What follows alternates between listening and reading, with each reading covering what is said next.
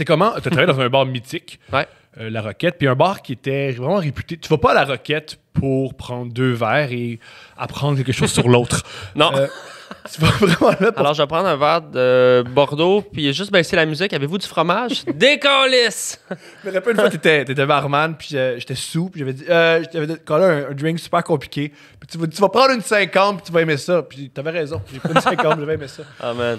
Je me faisais pas chier, là. C'était comment? C'est comment travailler dans cet environnement-là de beuverie?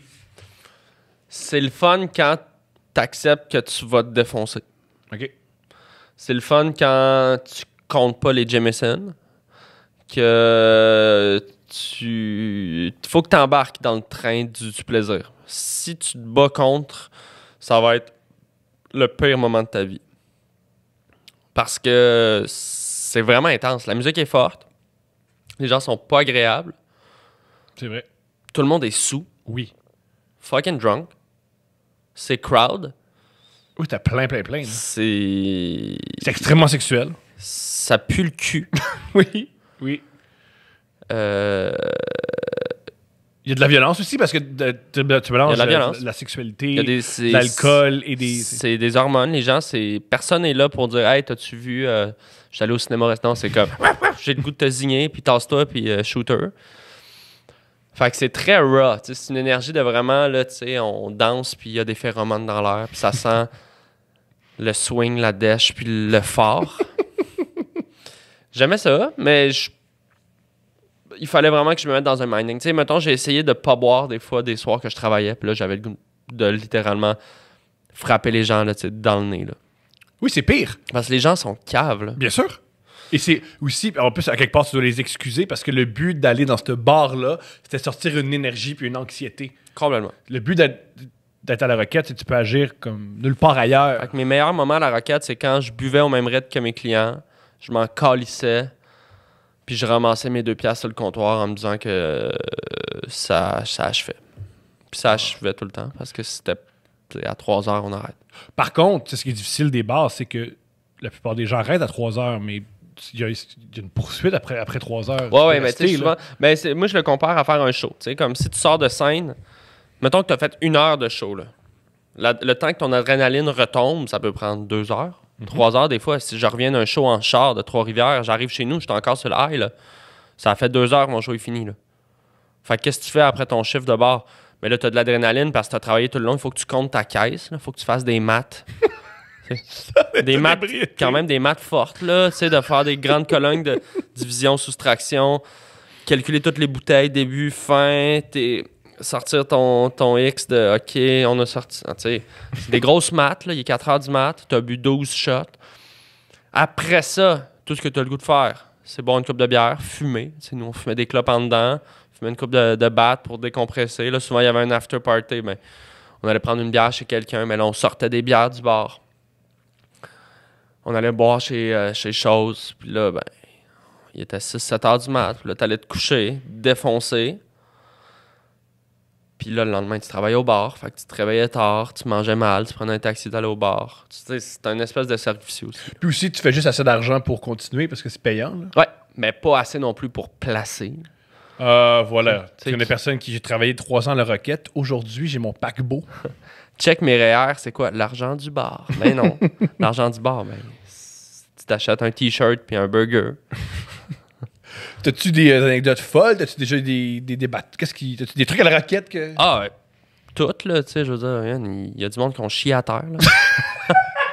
Pardon? Ah, et on a trouvé de la merde à plus terre. réel? Ah, ouais. Ah, man, tu sais, les gens sont cinglés, là. Tu sais, il y a du monde qui sont battus, il y a eu des coups de couteau, il y a eu... Des coups de couteau? Il y a eu, Chris, on a trouvé toute la drogue que tu peux imaginer, des gens qui faussent à la table de pool, sortir du monde parce que, ben, tu sais, drogue, sexe, violence, là, je te dirais, des gens qui pognent des estis de barque parce que la Roquette, c'est un escalier, ceux qui ont été, là, tu rentres sur un escalier vraiment étroit. Oui. Fait qu'il y a du monde qui ont calissé le camp, mon gars, là. L'hiver, là, un peu chaud, ben très chaud. Il y a des gens qui... Moi, il y a une bonne anecdote, là. Je me suis déjà engueulé avec Grand Corps Malade, le slammer français. Il était à Roquette, puis il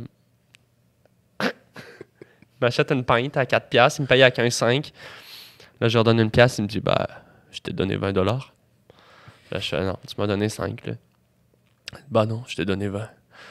Là, je fais non, puis là, je pense qu'il m'a sûrement envoyé promener en prose, là, comme, le bitume est souillé de ton sang. Puis il est parti, mais c'est pas une si bonne histoire, finalement. C'est une super histoire, au contraire. Tu t'es fait insulter par grand corps malade qui voulait te Qu'est-ce qui voler. s'est passé à Roquette, man? Ben, c'est ça, c'est juste cette énergie-là, tu sais, de... Ah, c'est animal, tu sais. Aussi, moi, je suis coupable de ça avec toi. Là. On voulait tout le temps. Il y avait beaucoup de gens qui voulaient des verres. Ouais. Puis on voulait l'attention des barman. Ouais. Moi, plus ça avançait, plus c'était Hey, yo! Crier avoir ton attention Ouais, comme ouais. si tu m'évitais. Comme si c'était con. Ben, ça, c'est normal, tu sais. Puis ce que je comprends avec le recul aussi, c'est que tu veux tout le temps, quand t'aimes l'alcool, tu veux la validité du barman. Parce que le barman, c'est celui qui te donne accès.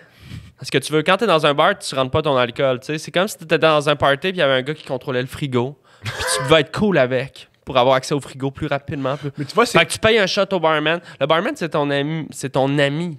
Les gens se confient. Puis une autre affaire que j'ai remarqué, puis ça, c'est plus en travaillant de jour, c'est que les gens qui ont pas assez d'argent pour aller chez le psy, ils vont au bar. Fait que moi, rapidement, là, je te sors 2 pintes de blanche, puis tu m'expliques pourquoi ta mère t'est absente. Et là, les gens, ils ont aucun filtre parce que, tu sais, ce qui est le fun chez un psy, c'est que, t'as l'impression que la personne te juge pas. Moi, je pense que j'ai une bonne écoute, tu sais, dans la vie. Puis je peux Excellent. pas partir du bar. Je suis là. Je suis derrière mon fût. Je suis littéralement pris là. Fait que moi, tu me parles. Je peux pas partir. Je peux pas... Des fois, là, je peux aller couper une lime. Mais je vais revenir tout de suite. Fait que je suis t'es un peu pris en otage des anecdotes des gens. Fait que moi, j'ai trouvé ça bien inspirant. Je m'inspirais beaucoup de toutes ces histoires-là. Écoute, à un moment donné, il y a tellement des gens fuckés à Roquette. Il y a une madame, à un moment donné, pendant la canicule, on avait une terrasse derrière. Il faisait vraiment chaud. Puis là, il y avait une couple de monde assis sur la terrasse derrière. Puis c'était le jour, là, tu sais. Puis la dame, elle s'est ouvert un melon d'eau. Puis elle s'est mise à se laver les pieds avec son melon. À se frotter elle était nu-pied, puis à se frotter les pieds avec du melon.